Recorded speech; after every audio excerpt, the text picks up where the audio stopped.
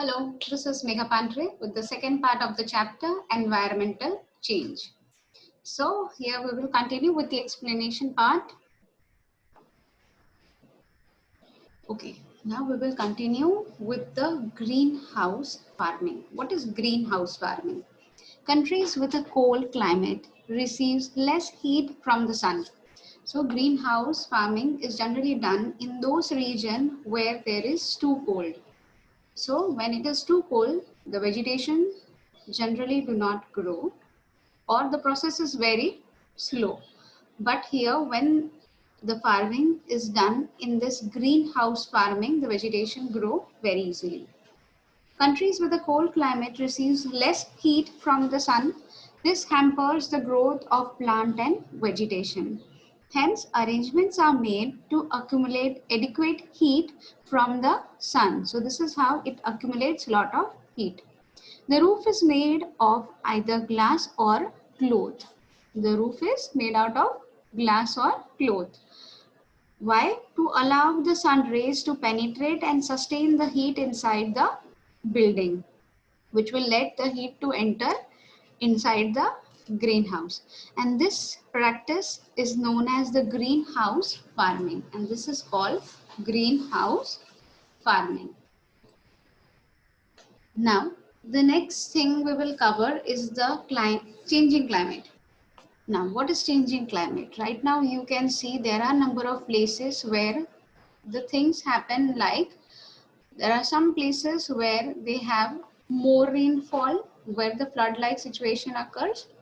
There are um, Antarctic and Antarctic, North Pole and South Pole. You must have seen the glaciers are melting.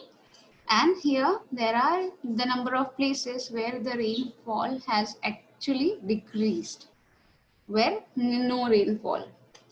So why? Because of the changing climates. Now, what is global warming? Global warming refers to an unequal and continual rise in the average temperature of Earth's climate system due to greenhouse gases. Actually, the temperature of the earth is continuously rising.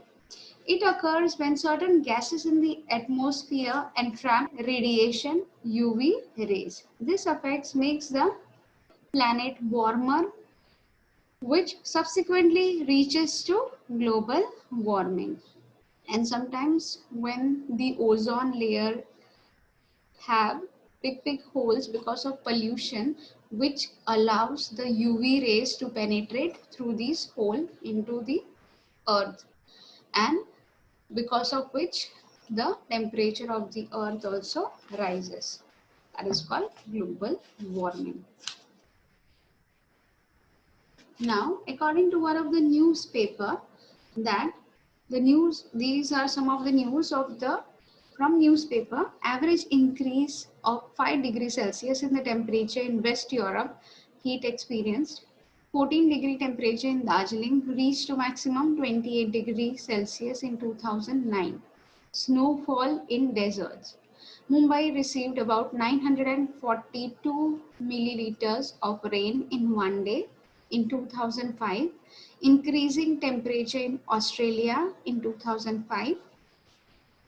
Sundarban is submerging because the water level is continuously rising. Reduction of 5 kilometers in Khumbu and Rain River, Snow River of Nepal. Ice caps of the size of 3,250 square kilometers melted within 35 days in Antarctica. Sources of rivers are drying up. So these are the number of changes is there globally. How does the earth get heated? The earth get heated because of the number of gases. Which are the number of gases?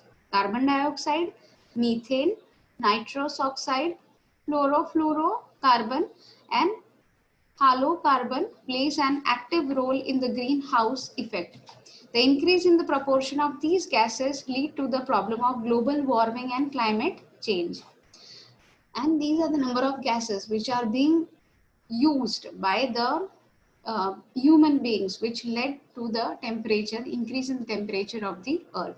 Increase in the temperature by about 0.6 degree in the last 100 years. Now, this is the data which shows the increased average temperature on Earth in the last 150 years. You can easily make out the temperature is continuously rising, and from the color itself you can actually see the average temperature on Earth in the last 150 years. And here I end up with the explanation part. We will meet in the next part. Up till then,